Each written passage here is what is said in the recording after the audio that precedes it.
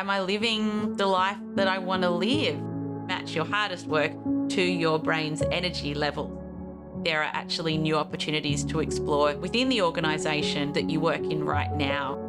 Welcome to the second Renaissance, where we decode the rebirth of human creativity in a technology-driven world. In this second season, we explore how sustainability is elevating our human consciousness and catalysing us to create within constraints. We decipher why now is the biggest entrepreneurial opportunity since the dawn of industrialisation, and what leaders can do to harness the winds of change.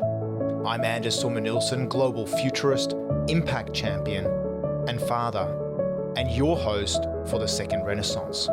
Today I sit down for a deep and meaningful conversation with Dr Amantha Imber. Amantha is an organisational psychologist and the founder of behavioural science consultancy Inventium. She's a Thinkers 50 Innovation Award winner and LinkedIn changemaker, and Amantha's thoughts have appeared in Harvard Business Review, Forbes, Entrepreneur, and Fast Company. And she's the author of 2 best-selling books, The Creativity Formula and The Innovation Formula. We canvass topics like the impact of the pandemic on creativity and the future of work, how climate change is a creativity catalyst, the vulnerability value of a failure resume, and how we can increase the productivity and innovation output in our companies. This conversation really made me pause, take stock, and rethink how I schedule my time and think more creatively about creativity and productivity. And I hazard a guess and think it will do the same for you. Amantha, welcome to the show. Good to be here. Now, we both missed the first Renaissance, right? But the ideas of creativity, innovation, flourishing of human ideas and productivity is very much in your wheelhouse. You're super successful at what you do, and sometimes we cross paths in the sort of innovation space. I think the last time we caught up in person was during the launch of an AMP white paper on the future of retail back in 2013, if my memory serves me right, or I might not have made a memorable impression. No. I was just thinking, God, that feels like a lifetime ago. But then again, anything that happened like before 2020 feels like a lifetime ago, let's face it.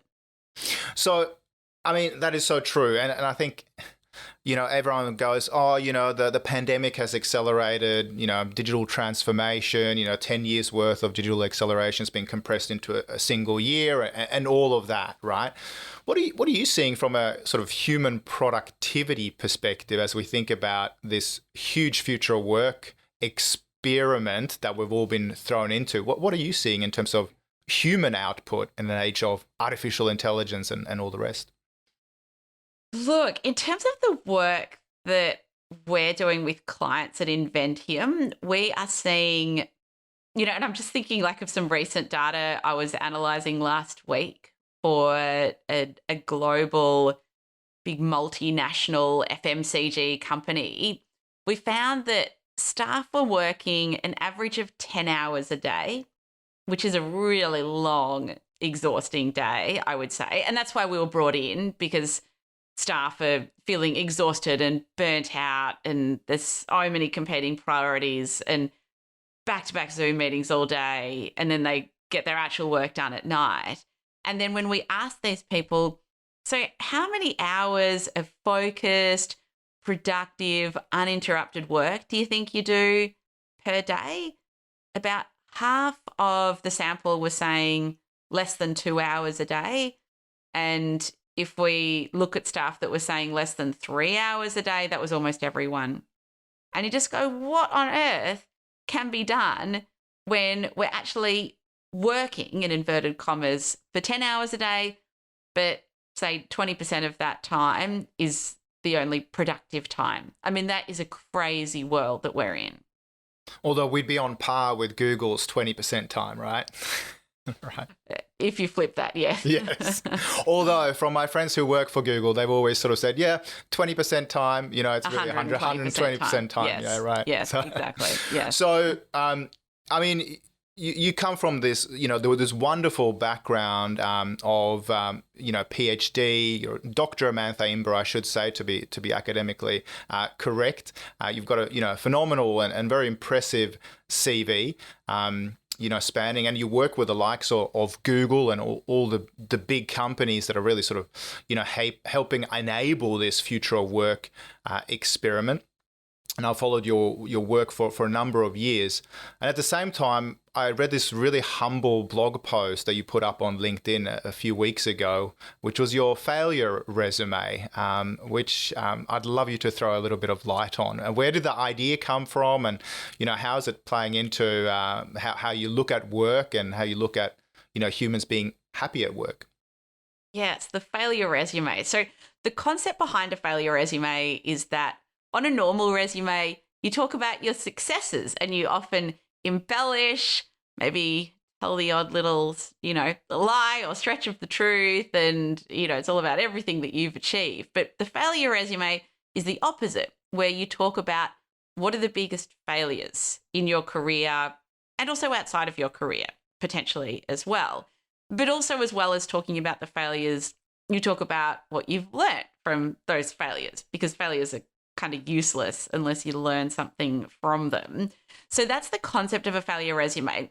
Where I first got the idea, look, I want to say Adam Grant, who I imagine a lot of listeners are probably familiar with, organizational psychologist and professor at Wharton, and also the host of the Work Life podcast. And I've known Adam for quite a few years. He's been on my podcast, How I Work, a couple of times, and I'm pretty sure it was from him originally. And I thought, that's such an interesting idea. And back in early 2020, I was doing this project. I called it my Year of Better, where the idea was I wanted to trial out different strategies and research findings that I'd come across to see how I could make my life better. And that experiment sort of lasted for a few months and then it kind of died off. But one of the experiments was writing a failure resume, but also publishing the failure resume and making it public, because that's where it gets really scary and high stakes.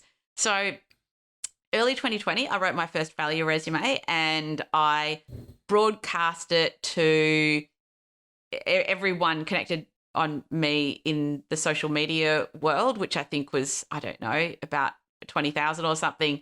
And also all of Inventium's e-newsletter subscribers, there's another 20,000. Basically, here are my biggest failures. And that was really interesting and it was very humbling. And I think the act of doing that, well, I know that it inspired a lot of other people to reflect on their failures and publish their own failure resumes. The thinking behind it in terms of the research is that we know that when we try to suppress negative emotions, we actually feel them more intensely, which is kind of counterintuitive, because you sort of hope that if you sweep things under the carpet, you can just ignore them and move on with your life. But the opposite happens. Whereas when we talk about the things that are troubling us, when we talk about the negative emotions and things that we're feeling and experiencing, it actually softens them and lessens that experience. And that's the theory behind why a failure resume is a really effective way of dealing with uncomfortable feelings in your life. Ironically, through putting it out there and making it very public, it actually de-intensifies those feelings. Yeah. So I'll pause there. I'm not sure if we want to dig in any further, but that's the concept and why a failure resume can be quite effective. Yeah, well, I'm curious. I mean, so I'm a member of an organization called the Entrepreneurs Organization, and part of EO Forum, as I'm sure you're aware, is that we share very vulnerably, very Brené Brown style, and it's across areas like business, our biggest challenges, and it has to be our deepest 5% and our best 5%. So it is really vulnerable, and it creates a beautiful sharing experience for everybody involved. It is in a confidential setting, so the fact that you've gone public with your failures, I think, is taking things to the next level. We are in a confidential forum, 8 to 10 people, and we share across personal, business, community, etc. Whatever sort of most real for us, personal, and everything comes up from We've had members who've been on the verge of suicide, for example, and people going through relationship breakups, or kids who are into drugs, for example, and it spans the spectrum of human experience. But I think by voicing it, it becomes profoundly deep and meaningful for everyone, and builds trust. People get to voice their experience, but also learn not other people's advice, but their own failures. So you actually get into this, wonderful sort of almost, lean startup methodology of failing fast, and everyone else gets to share what their successes and failures have been. We don't give advice. There's no should-haves or could-haves necessarily, but it's a lot of vulnerable sharing. So it becomes a virtuous cycle. I'm curious, when you shared publicly, what were some of the human responses that you might have received from your own vulnerable sharing? Yeah, I got a lot of responses, and I should add, I was a member of EO for many years, and like that forum experience that you described, I think is a really powerful and interesting one. And since I left EO, I guess I started my own forum, which is actually a business women's kind of founder CEO forum, and so I really love that format. And I'd encourage anyone listening to explore setting up their own network where you've got peers and you are sharing and being vulnerable. Like, I've just learned so much from the other business women that I've connected with in that setting. But in terms of the response to the failure resume, it's overwhelmingly positive, and it's really touching as well in terms of, I've received so many notes and messages on social media and email since putting it all out there, and I think it makes you feel incredibly encouraged and supported to be vulnerable. Like, I don't think I've received any negative feedback or challenging feedback on the act of doing that, which does, I think, make it easier. But I mean, it's funny because I think people are still very resistant to doing this process and making it public.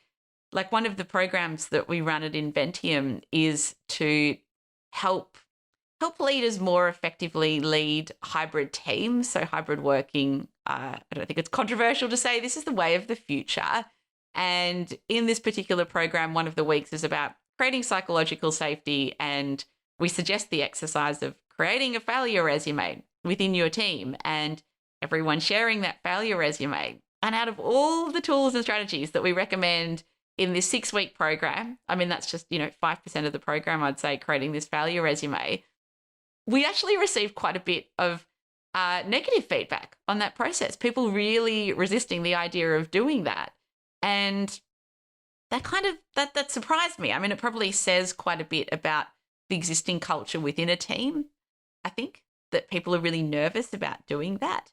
And I probably take sometimes the culture of my own team at Inventium for granted, because when I first went through the exercise in early 2020 of sharing my failure resume, everyone on my team, one by one, completely unprompted, because I didn't set it as a team exercise, everyone ended up sharing their own failure resume. And now the process has been with, we've had one new person start recently in the last few weeks at Inventium, and she shared her failure resume on LinkedIn, which reached a lot of people inspired by what I did. So it's been a really positive response.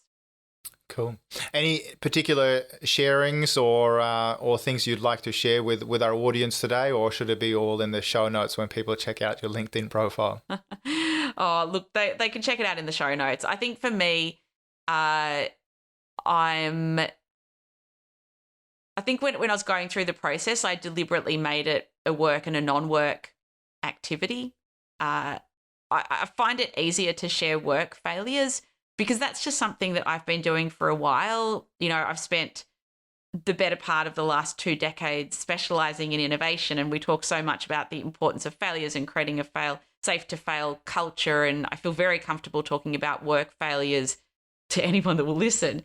But I think it's harder when you talk about personal failures and what you've learnt there, and also where those two worlds collide. Like, something I wrote about in my failure resume recently is just reflecting back in 2013, I'd had a miscarriage. And that's something that I talk about very openly now, but I didn't talk about with my work team at the time because, there was still a lot of stigma attached to it and, for all sorts of reasons. But I think that's a really hard process for any expecting parent to go through a miscarriage, but typically it happens while the pregnancy is still a secret.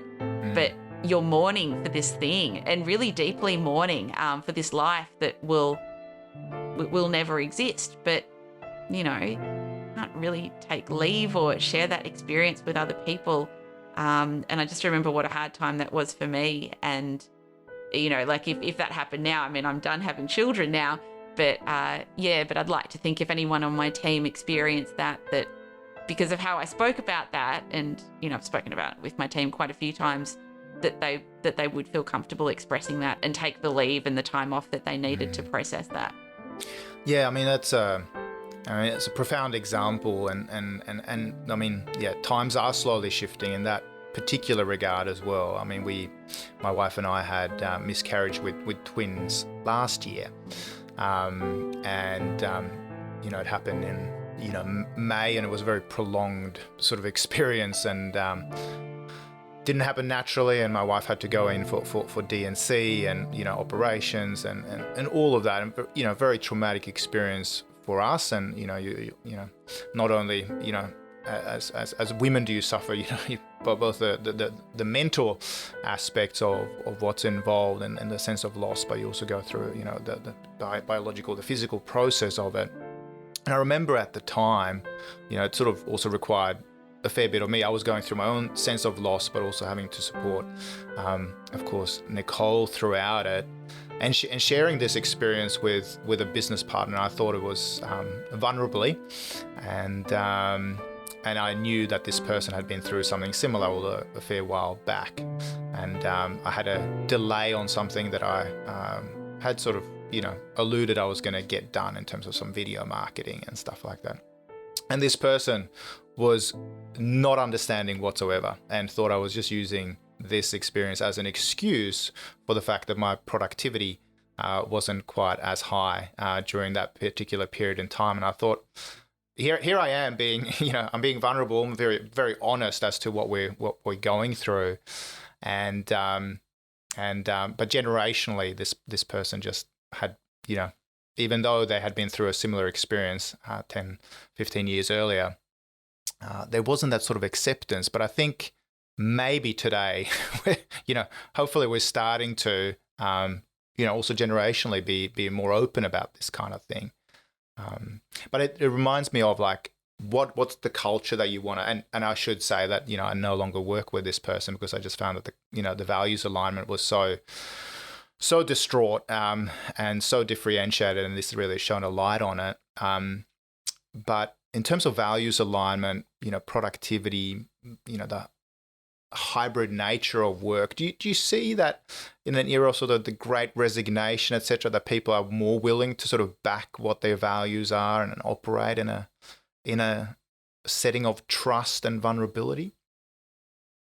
Oh, I think it varies so much from team to team, even within the same organization. And again, like I think of the teams that we work with at Inventium, and I think of the Inventium team as well. And I think it really is vastly different. And like I do, I think so much about the employee experience, and part of me, like when I started Inventium, I had a goal to create a great innovation consultancy, and we've, since shifted into being a bit more broader and a behavioural science consultancy, but as well as doing great work and creating great IP that's based on the latest scientific research, my second goal was to create an amazing place for people to work, and the best place that they'd ever worked in their life, no less. And I had that as a goal because I studied organisational psychology, and that's what I ended up specialising in terms of my doctorate. And, you learn so much around what does a great workplace look like? And then you get into the real world and you realise that most workplaces pretty bloody ordinary. And there are a lot of leaders out there that really lack compassion, or they prioritize profit over purpose, or profit over people. And I think that's really sad. And for me, when I think about the impact that I can have as a leader in the space of work and the future of work, I think obviously there's a lot of great work that my company can do with our clients, but I think there's a lot of great work that I can do with the people that are closest, which is my team. And, it's why we're always exploring, new ways of working. And I feel like I've deviated so much from the original question, Anders, that I'm like, what was the actual question? But it's something that I'm very passionate about, in terms of it is not good enough for an adult who is working to feel really crap on a Sunday night and anxious that the next day is Monday and they have to just somehow get through the next 5 days. Like, that is not good enough. And I think that anyone that feels that way, that has that Sunday night dread, and I remember the last time I was employed, that was the thing that triggered me to hand in my resignation. I gave 3 months notice. I had no idea what I would do, but life is too short to feel that Sunday night dread, and I knew I needed to do something completely different. At the time, I had no ambition to start my own consultancy. I only did that because I couldn't find anywhere I wanted to work. But I just think it's not good enough for us to accept workplaces as places that we tolerate as opposed to thrive in. Yeah. I mean, we interviewed Raj Sisodia, the author of Conscious Capitalism and Firms of Endearment, and I'm sure you've probably come across his work at some stage or another, and he always refers to the fact that, we have restaurants called Thank God It's Friday, and I think he says something like 40% of heart attacks happen in the United States at like 5 a.m. or 5:30 a.m. on a Monday morning as people go back to work. So that's a very early American working day, but nonetheless. Are you seeing, so we talked a little bit, I kind of alluded to this sense of, the great resignation and of course digitization has enabled people to work from anywhere and sort of democratized opportunity. It's breaking down, the old tyranny of distance, etc. Are you seeing from an organizational or, just a psychological perspective that people have been going through this sort of reflective moment of realigning and wanting to work and contribute in a way that's, aligned to, sustainability, or wanting to work for, I know you guys are a B Corp, for example, is that a trend, and are people backing themselves now? I think it's been a trend for many years, but I think when you go through a crisis, like a crisis makes you stop and reflect and think about, am I living the life that I want to live? And because of, particularly in Melbourne, where I'm from, where I think we spent 265 days locked down, that's a lot of time to reflect on your life and what you want and what you're getting from your place of work. And, I was listening to a podcast the other day, and they sort of likened, the idea of like the great resignation and quitting your job and, like doing a 180 on your career.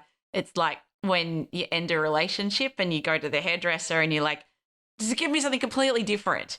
And it's not necessarily the best time to make a big decision when your psychological resources are quite drained. And I think everybody's psychological resources are quite drained right now. So not the best time to make a decision, but I certainly understand and can empathize with the psychology behind it, because we're exhausted, and if we're unhappy, the grass often looks greener.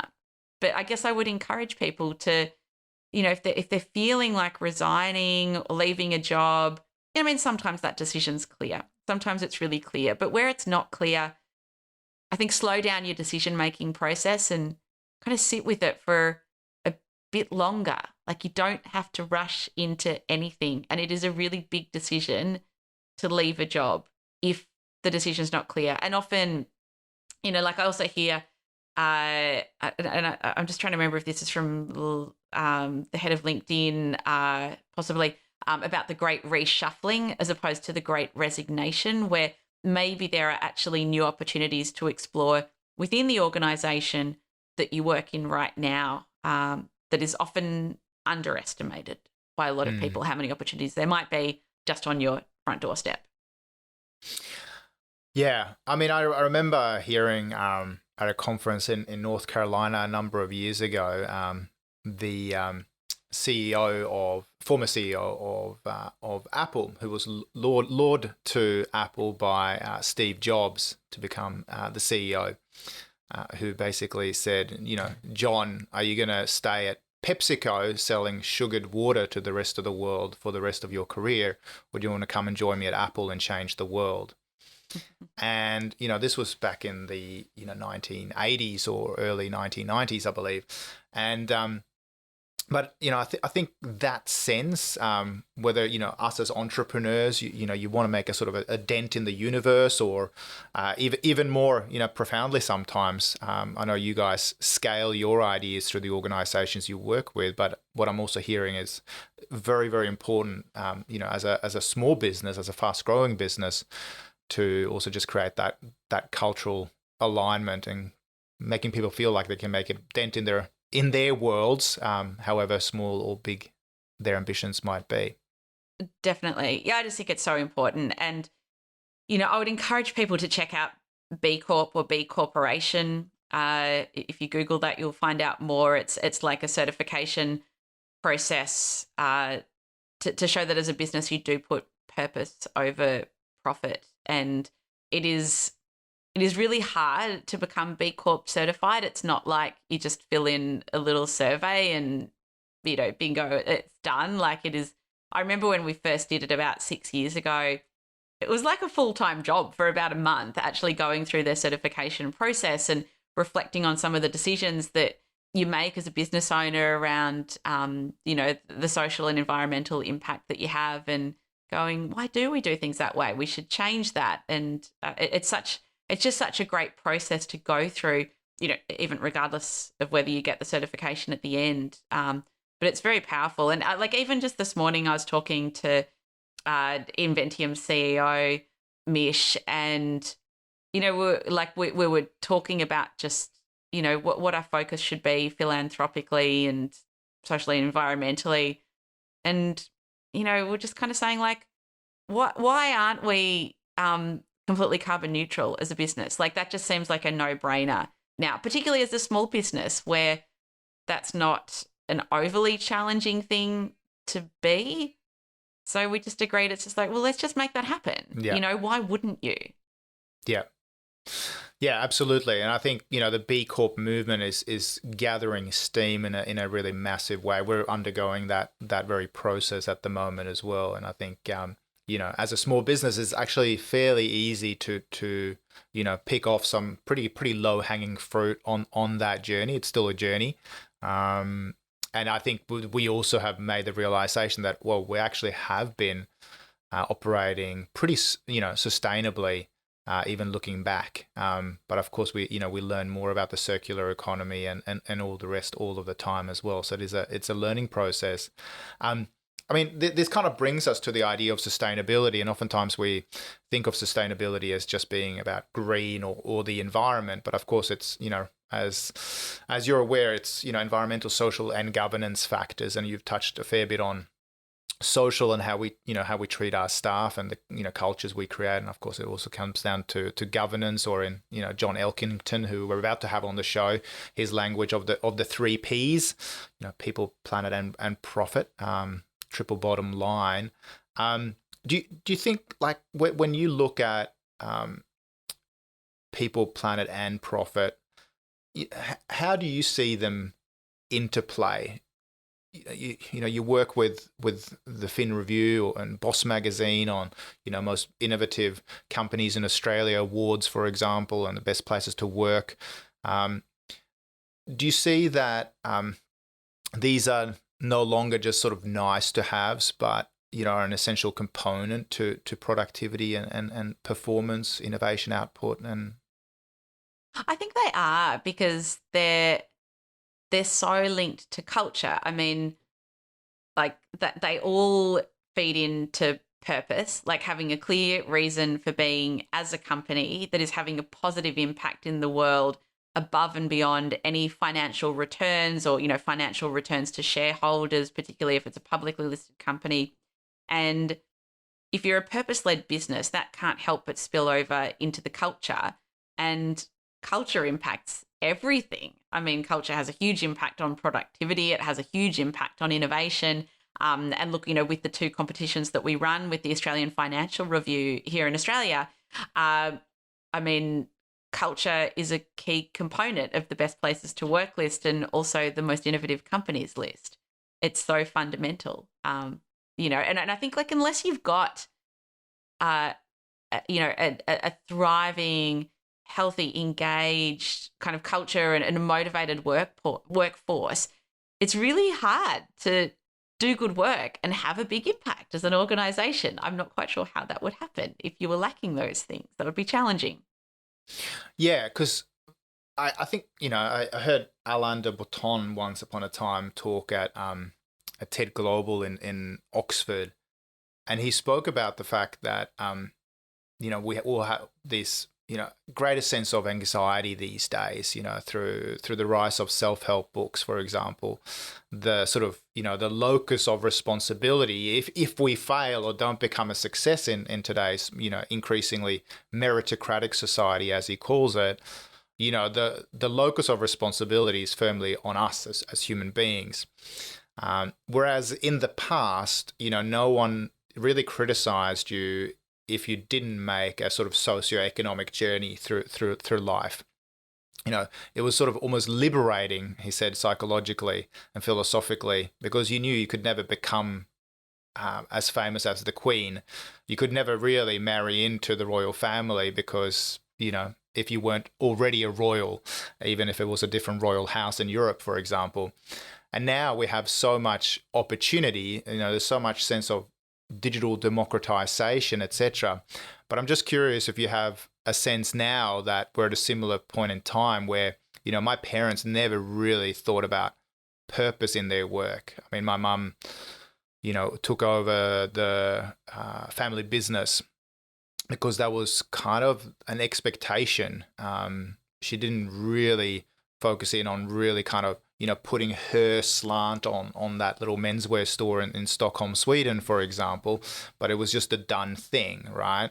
And, my dad saw the military as an opportunity to get him out of a small town in northern Sweden, and, to create a new life for himself. But today, courtesy of Simon Sinek and everyone who talks about purpose, and I think it's a worthwhile movement, can it also come with a sense of sort of purpose anxiety for either entrepreneurs or organizations or individuals who kind of go, haven't found it yet. Am I a bad human?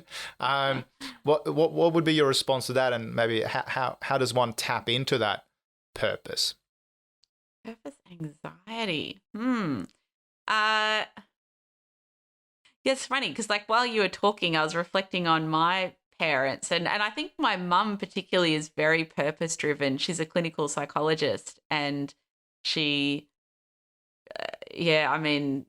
the change that she's made to so many people's lives, and she does a lot of teaching as well in her profession, which she places a lot of value on because it's her way of giving back as she's getting closer to retirement. So I do wonder how that that probably impacted me quite a great deal, to just go, well, of course you have purpose in your work. That seems crazy not to.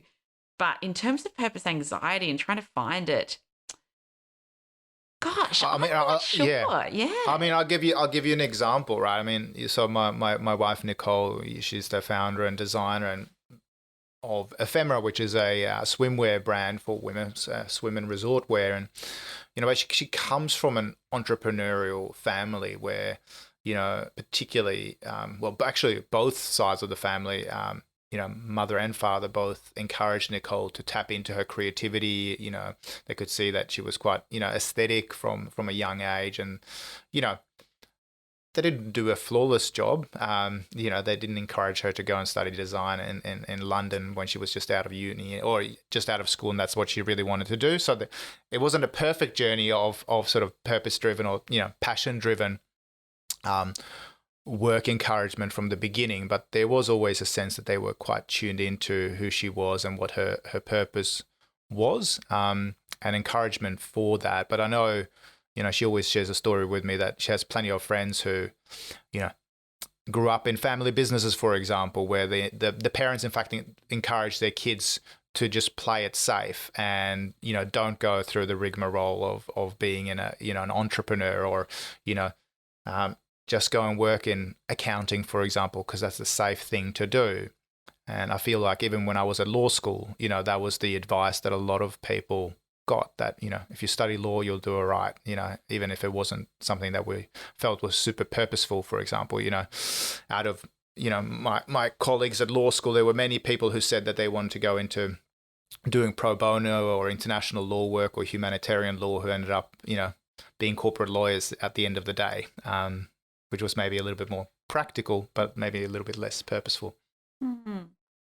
Yeah, it's funny. I was just, while you were talking, I was reminded of a friend of mine who I went for a walk with about a week ago, and she works for a very big Australian corporate, and she said to me, and she's currently taking like some really well-earned leave at the moment, like quite a lot of it, because it's been a full-on 18 months through the pandemic, and she's like, is it normal to wake up in the morning at the start of a work day and just think to yourself, I can't wait till this day is over? And I just thought, I can't remember the last time. I mean, I can't even remember having that thought. I'm sure I must have, because I have had some awful jobs and bosses in the past. But it just felt like such a foreign idea to wake up and wish the day away, to wish the work day away.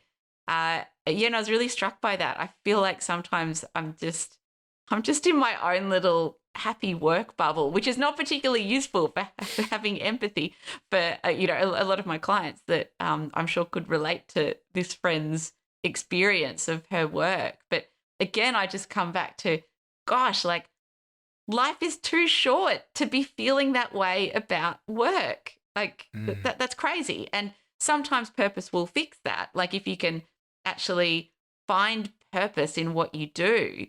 But other times, other times it does require a shift. It does require a job change or an organization change, as we were talking about before. Yeah.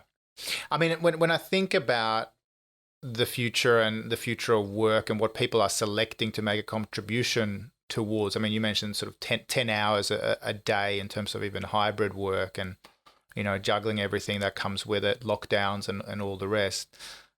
And then you think about, the potential negative externalities of what people are contributing to during those 10 hours a day. And, we've just seen, and we're still in the midst of COP26, where the world leaders are supposedly meeting now to set a new course towards 2050. And I'm not asking you necessarily as a sustainability expert here, but what's your sense? Is that, if we're trying to get people to become more productive, more creative, more innovative, I know you've spoken before about, the sort of convergence of, a challenge, skills and resources to help make us more creative or innovative.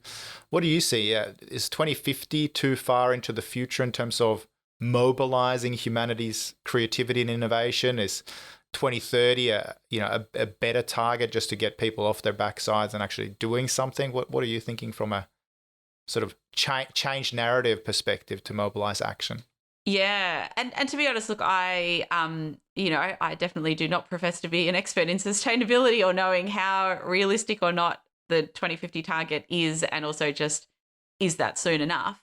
I guess is the question in my mind. But from a psychological perspective, we know that to motivate people and to drive innovation, people need big challenges, but challenges where they've got the skills and resources to rise to that challenge. And certainly innovation is lacking if a challenge is not big enough. Like if people feel like they can, I can do that fairly easily in a fairly straightforward way. That's not going to really challenge me. That's not a great recipe for driving innovative thinking. So from a theoretical basis, I think bigger challenges are generally more motivating and produce more innovative efforts. I mean, in that context, we've just seen even though it's slightly uncoordinated, but some type of global response towards this little virus that's wreaked havoc on lives and livelihoods. Do you think we learnt anything in terms of handling big existential threats in terms of either company or organization or even global cooperation in terms of fighting, the big, climate science or climate change monster? Look, I think from the perspective that I think about most, which is about the employee experience and how that has changed the world of work, I think that it has really shown a lot of managers, well, firstly, that they can trust their team to actually do work if they are not in plain sight, which I think is an excellent lesson for managers to be taught. And I think it also hopefully gives leaders optimism that you can actually enact big, substantial change quite quickly and have it actually be a success in a lot of instances. So for me, I think those two things are pretty cool outcomes. I mean, there's obviously been many negative outcomes, but they're two that stand out as being really good. And then what that then comes with generally is a focus on output over hours, which is a concept that's been talked about ad nauseum, particularly around productivity and that you should value people's output rather than the hours that they work. But it certainly has moved many leaders to perhaps going, oh yeah, that does make sense. I shouldn't judge someone's performance or commitment to the organization if they send me an email at 7:00 at night or on the weekend. Yeah, I mean, I think this is sort of starting to be a little bit in the wheelhouse of the likes of yourself and Cal Newport, etc. Deep work. In this day and age where people have been juggling that transition to working from home, oftentimes maybe even two parents trying to do some homeschooling around the while also jumping on Teams calls, etc. around the kitchen table. There doesn't seem to be a lot of scope for that sort of deep reflective work, yet we've probably had time outside of work hours to think about what's important and make contributions in that space. What do you think now as we sort of enter the economic recovery phase of all of this? Will people redesign their homes? Will there be, will people be adding another room, converting the garage into lean startup micro hubs that serve the greater organization? What do you see in terms of how people will design and set themselves up so they can actually have some time to think deeply and not just be, super process oriented and turning up for the meetings, but actually, coming up with something meaningful? I think in terms of people doing more deep work, it requires so much more change than changing your office setup, for example, or changing your physical environment. It's so much more around just how you are training your brain to work. And a huge amount of work that we do at Inventium with our clients is, I would say, almost retraining people how to do deep focused work, because I feel that it is a skill that people had, particularly before the age of digital distraction. For those that have been in the workplace before things were just so dominated by, instant messenger and Teams chat or Google chat or whatever people are using, Slack. So I feel like our brains do need retraining, because right now they're trained to prioritize shallow work, to use the language of Cal Newport, where we prioritize non-cognitively demanding tasks like email and, Messenger or Slack, interruptions on our phone, because these are more addictive work behaviors as well.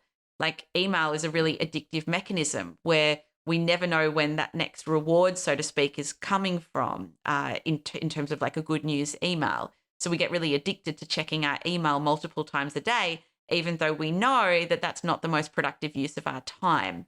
So it really is about rewiring our brains and creating new habits, which is certainly what we like a lot of the work that we do with our clients at Inventium, because that's what needs to be done. Like, moving out of the city and creating a great home office environment, that's great, but you've still got a phone and you've still got email and you've still got, a bunch of digital distractions that are taking you away from deep focused work.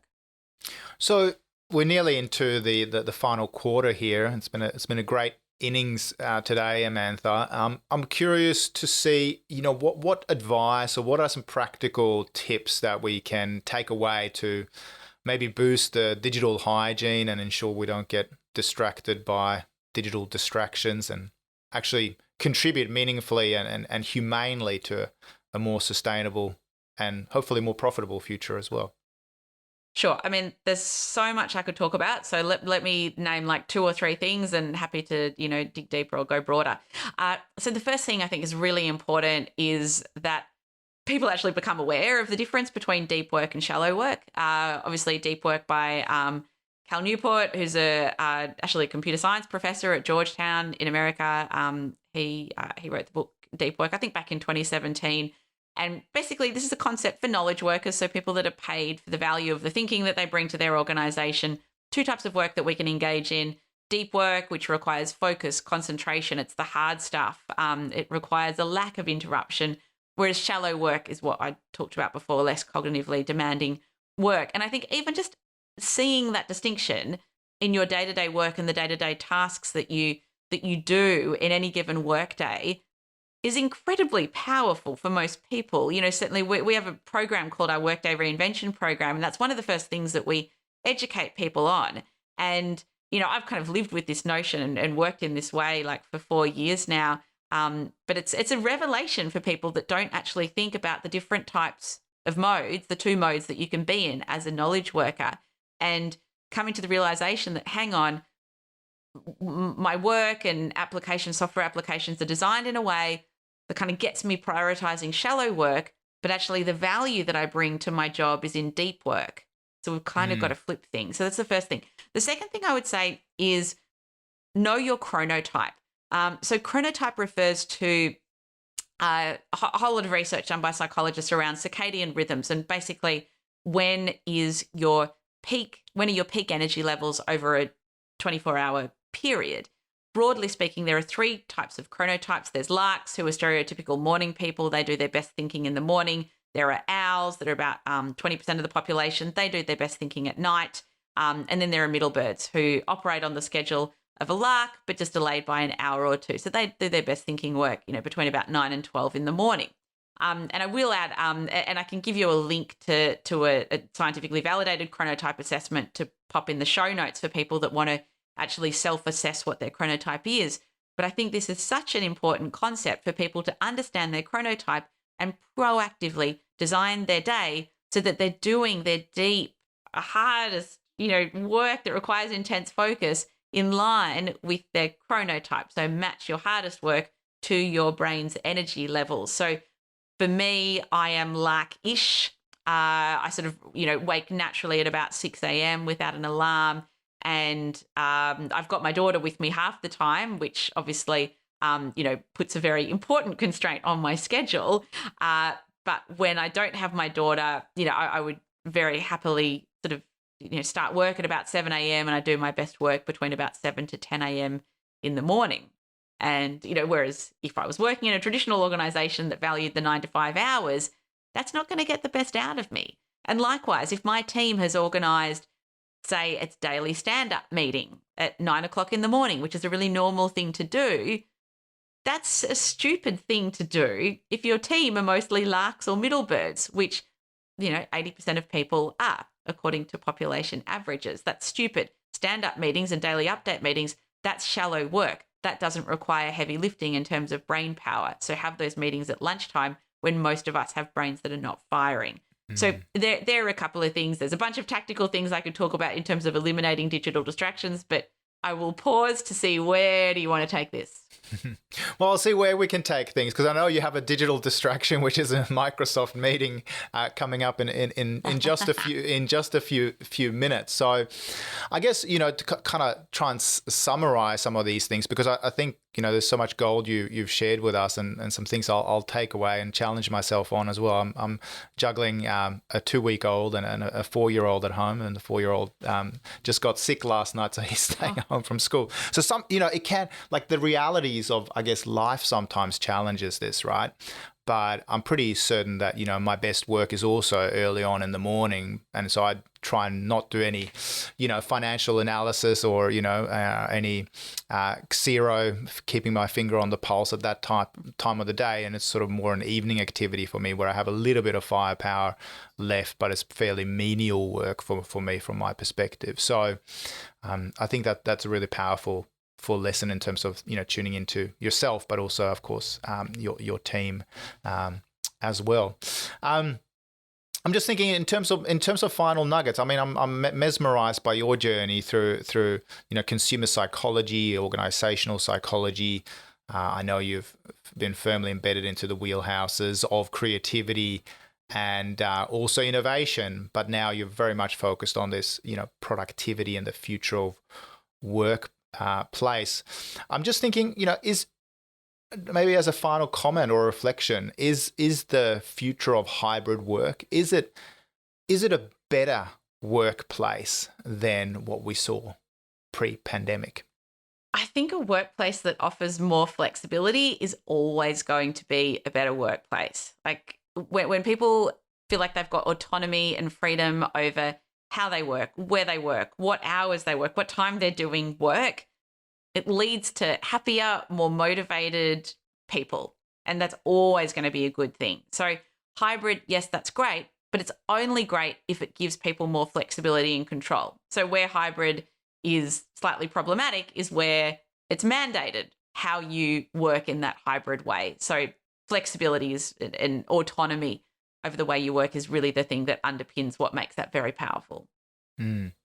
And maybe just finally then, as we sort of start re-emerging back into the analog world again, do you think that, the ideas of creativity and innovation and those types of processes are something that we're going to keep having in the sort of virtual world of collaboration? Or do you think that, they are the types of activities that we'll prioritize doing in the analog face-to-face world? And if so, what are the benefits and disadvantages maybe of both the virtual and the analog from a creativity and innovation output perspective?